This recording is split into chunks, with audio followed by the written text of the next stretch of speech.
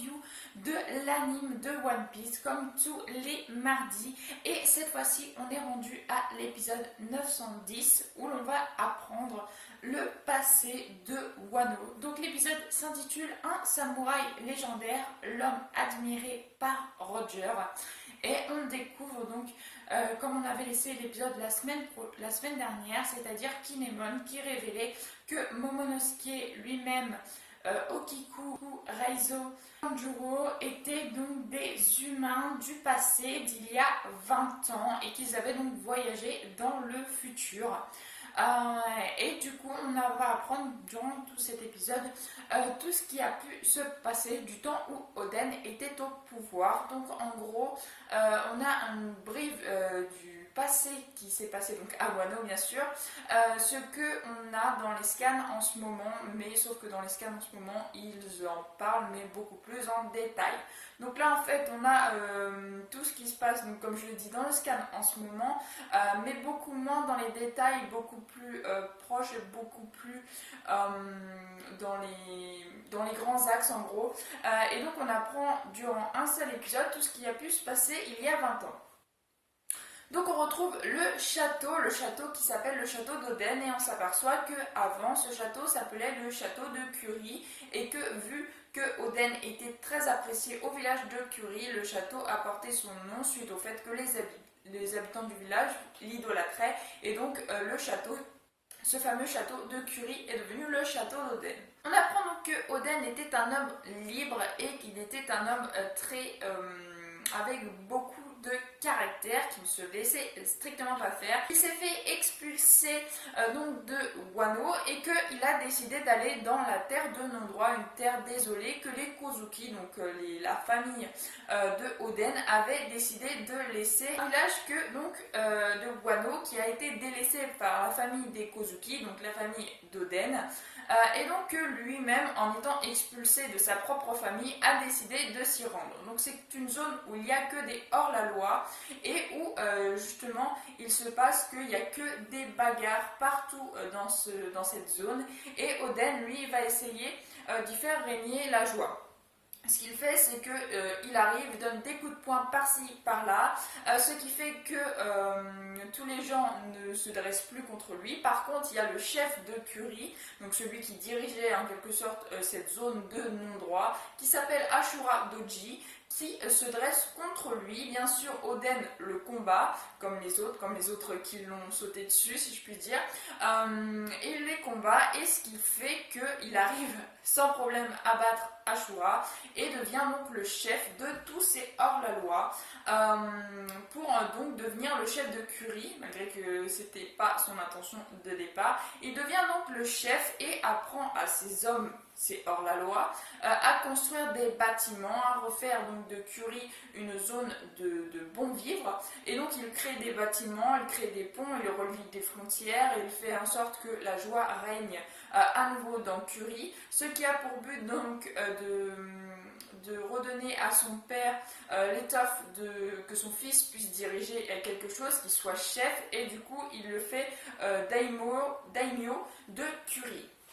Donc qui fait de lui en gros le souverain de Kuri. Donc en gros il était expulsé de sa propre famille, tout ça pour redevenir chef d'un autre lieu, mais d'un lieu où il fallait justement faire quelque chose, et où la famille de Oden avait déserté, en gros, n'avait plus du tout voulu mettre les pieds là-bas. Et bah Oden lui a réussi justement à faire que Wano soit un peuple où tout le monde tout le monde est traité pareil.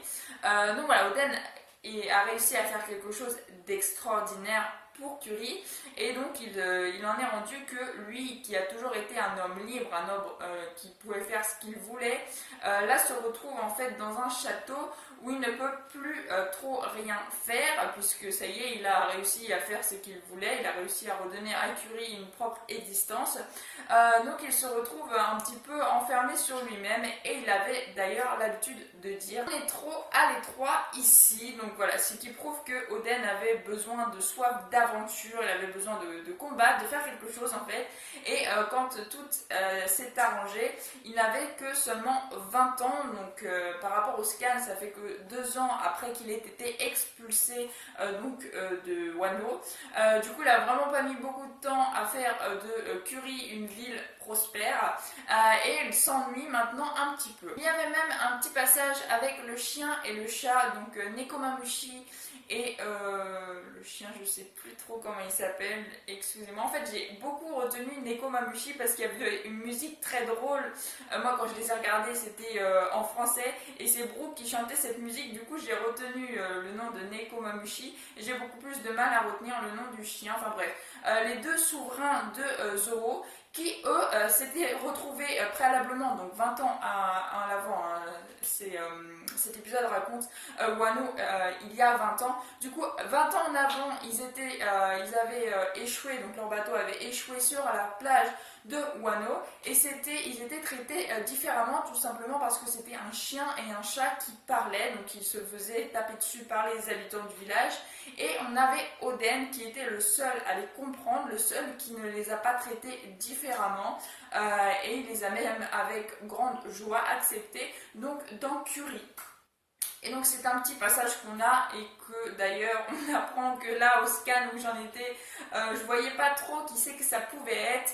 Bah maintenant je saurais que c'est Nekomamushi et donc le chien, les 2 souverains de Zoo, qui étaient donc atterris sur la plage donc de Wano. Là ça, il va pas se réjouir très très longtemps puisque quelques années après, Kaido et Orochi ont décidé de former une alliance qui avait pour but de détrôner Oden, et Oden fut malheureusement tué pendant cet assaut-là. Donc il fut tué par Kaido et par Orochi, qui l'ont fait mourir et qui ont fait croire à tous les habitants de Wano que Oden était un criminel et donc il est mort comme tel. Et il n'y a que les vrais, ceux qui habitaient à Kuri, qui savent ce que Oden était réellement. Mais tous les autres, donc, comme on l'a vu aux épisodes précédents avec l'école, comment ils traitaient les Kozuki, comment les Kozuki étaient traités donc à l'école de Wano, donc ils sont vraiment méprisés, considérés comme des criminels, alors que pas du tout. Et bien sûr, donc c'était Kaido et Orochi qui ont mis tout ça en œuvre pour pouvoir détrôner Oden, ce qu'ils ont réussi à faire puisque Oden est mort suite à cette bataille, et que Kinemon, Kaido et Kanjuro, eux, ont filé jusqu'au château pour pouvoir sauver la descendance de Oden, c'est-à-dire Momonosuke, et par la même occasion sa petite sœur et sa mère. Donc ils se rendent au château d'Oden, là où ils s'aperçoivent que le château est totalement pris par les flammes qui sont en train de se répandre vraiment dans tout le château. Et donc Kinemon ne perd pas son temps, il arrive au château pour sauver Momonosuke, Iori, donc la petite sœur, et Toki qui est la mère. Sauvée, mais Toki, donc la mère de Momonosuke et de Iori, ne veut pas sortir du château et elle leur propose de voyager 20 ans dans le passé, dans le futur, pour pouvoir faire en sorte donc déjà que Momonosuke puisse survivre aussi longtemps, parce qu'elle veut leur confier Momonosuke et elle leur dit que il était dit, donc Kuri, il y avait une rumeur qui stipulerait que Toki était une femme qui était née il y a fort longtemps, donc ce qui stipulerait qu'elle pourrait voyager dans le futur. Et donc elle leur propose de voyager dans le futur avec Momonosuke et avec eux pour qu'ils puissent donc détrôner par la suite Kaido et Orochi. Ce qu'ils acceptent de faire après avoir entendu ce que Toki voulait, et elle a dit que son voyage était terminé, qu'en gros elle avait rencontré Oden, son mari, je suppose, on ne sait pas s'ils sont mariés, mais enfin bref, et que en gros son voyage était terminé, elle avait assez de passer dans le temps, et qu'elle leur proposait un dernier voyage, le dernier qu'elle puisse entreprendre pour les sauver, donc sauver Kinemon, Kanjuro, Aizo et Momonosuke bien sûr. Du coup, c'est qu'ils font. Donc, ils se retrouvent propulsés 20 ans dans le futur, et donc ils retrouvent Wano tel qu'il est maintenant, avec Kuri qui est donc totalement désolé, de l'eau non potable, de la pollution, à ne plus savoir qu'en faire, et puis simplement une province, la grande province de Wano, qui elle n'a pas changé en apparence, mais tout ce qui était Curie et les terres d'à côté, les terres désolées qu'Oden avait fait un paradis, sont totalement dépourvus, donc ils sont redevenus comme ils étaient avant, des terres de non-droit. Et donc Kinemon et tous se rendent compte de ça, ils se rendent compte que le château d'Oden est en ruine et ils rencontrent bien sûr leur tombe. Et ça c'était il y a seulement quelques mois pour eux, alors que c'était il y a 20 ans dans la vie réelle. Donc eux, tous les événements, le fait que le père de Momonosuke soit mort, pour eux c'était il n'y a même pas un an. Donc voilà, c'est très, très proche et encore très fort en émotion. Donc pour Momonosuke qui lui a perdu sa mère, sûrement sa soeur et son père en même temps. Kinemon qui lui a perdu tout espoir, il avait son chef qui l'idolâtrait, donc Oden, qui a perdu, enfin ils auront tous perdu des personnes qui leur étaient chères, mais ils se rendent compte quand même que dans ce nouveau Wano, il y a toujours, même après 20 ans, des personnes qui idolâtraient Oden, qui sont toujours là et qui veulent se battre à leur côté, et l'épisode donc se termine comme ça. Il y a simplement un petit truc que je ne vous ai pas parlé, c'était assez obsolète, c'est pour ça que j'en ai oublié de vous en parler, que je vous en parle seulement maintenant. On voit également dans cet épisode un petit moment Zoro qui finit son combat contre l'espèce de tigre qui avait un œil au beurre noir. Donc il finit son combat et il se retrouve, bien sûr Zoro on sait qu'il est très doué en sens de l'orientation, bref, donc il se retrouve pas là où Luffy et les autres sont, mais il se retrouve dans Curie maintenant, pas le Curie d'avant prospère avec Oden comme chef. Il retrouve donc le Curie de maintenant, je l'ai reconnu puisqu'on voit le pont qui reliait justement les fameuses frontières entre elles et le quai qu'il avait aussi fait avec des bateaux, une rivière, une espèce de rivière, tout ça. Donc il se retrouve lui au Curie, mais au Curie donc de maintenant, de 20 ans après ces fameux événements. Donc voilà, donc Zoro est à un certain endroit, tous les autres sont plus ou moins dans les ruines du château d'Oden. Et on a donc au prochain épisode, c'est là que je vais pouvoir vous reparler de cosplay.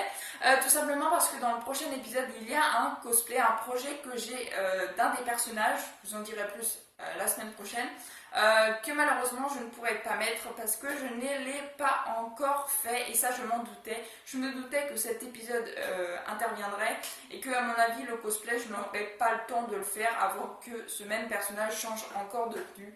Donc voilà, c'est très obsolète, mais je vous dirai qui c'est, je vous dirai quel est mon projet donc dans l'épisode de la semaine prochaine. Donc voilà, en tout cas c'était un épisode vraiment très intéressant, on a appris énormément de choses dans cet épisode sur le passé de Wano, ce qui permet de nous mettre un petit peu plus dans ce nouvel arc de One Piece, et ça fait vraiment bien plaisir. Donc voilà, en tout cas j'espère que cette vidéo vous aura plu. Si elle vous a plu, n'hésitez pas à liker, à commenter, à partager et à vous abonner, ça me fera vraiment très très plaisir. Je vous souhaite une excellente fin de journée, portez-vous bien et moi je vous dis à la prochaine.